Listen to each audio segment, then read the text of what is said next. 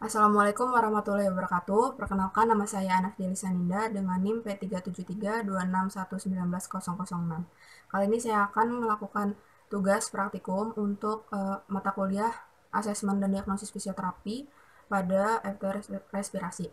Nah, yang pertama itu adalah pemeriksaan auskultasi dan juga pemeriksaan taktil fremitus. Untuk pemeriksaan auskultasi adalah pemeriksaan secara tidak langsung dengan bantuan alat stetoskop dengan tujuan pemeriksaan mendengarkan atau mengetahui suara yang terdapat pada saluran pernafasan dan juga paru. Ya, sekarang saya akan menjelaskan cara untuk pemeriksaan auskultasi. Yang pertama adalah meminta pasien untuk berbaring normal di atas kasur senyaman mungkin. Ya.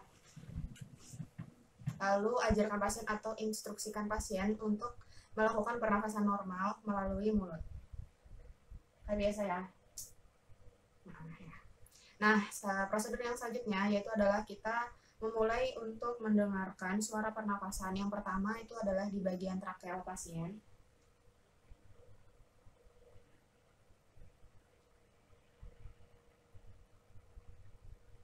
Lalu yang kedua itu adalah pemeriksaan suara pernapasan di bagian bronkial, yaitu adalah daerah di suprasternal dari pasien, menggunakan bagian yang kecil.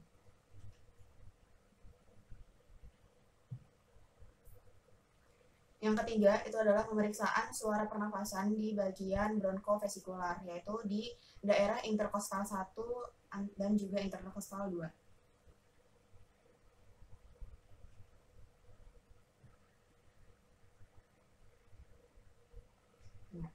Dan yang keempat itu adalah pemeriksaan suara pernafasan di bagian vesikular pasien, yaitu di bagian seluruh permukaan dinding dada pasien.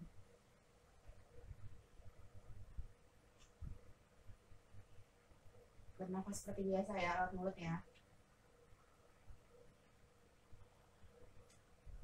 Dari sistem pernafasan tadi dapat diindikasikan bahwa pernapasan yang normal dan abnormal itu berbeda. Jadi untuk yang suara abnormal itu jika terdapat suara bronkial dan juga suara bronkofesikular itu terdapat di bagian yang tidak seharusnya, itu dapat dikatakan pasien mengalami kelainan pada sistem respirasinya. Nah, untuk suara juga itu ada suara yang abnormal atau suara tambahan dari suara normal. Yang pertama itu adalah suara ronki, yang kedua itu adalah suara wheezing atau mengi, yang ketiga itu adalah suara stridor, dan yang keempat itu adalah suara pleural retraction, lalu yang kelima itu ada suara bronkofoni.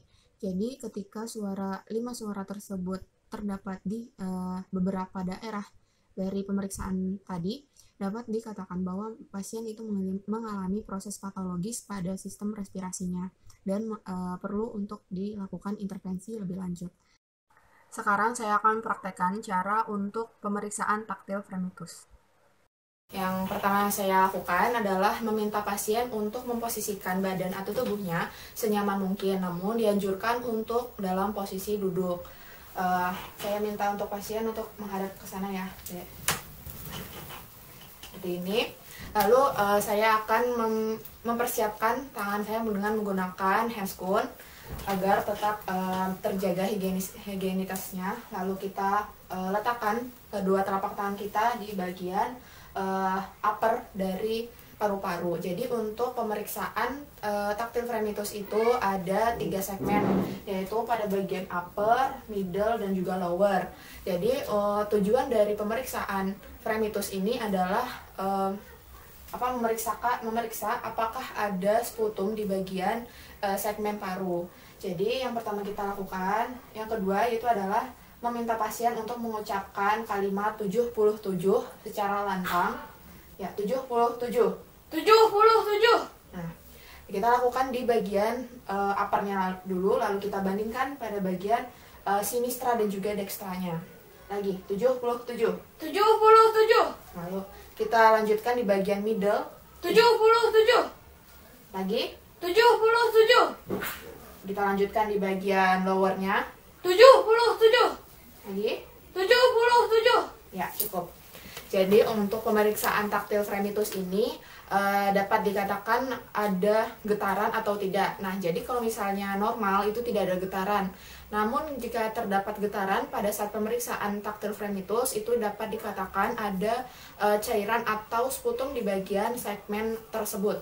Jadi setelah melakukan tactile fremitus itu biasanya dilakukan postural drainase atau intervensi selanjutnya untuk mengeluarkan sputum tersebut.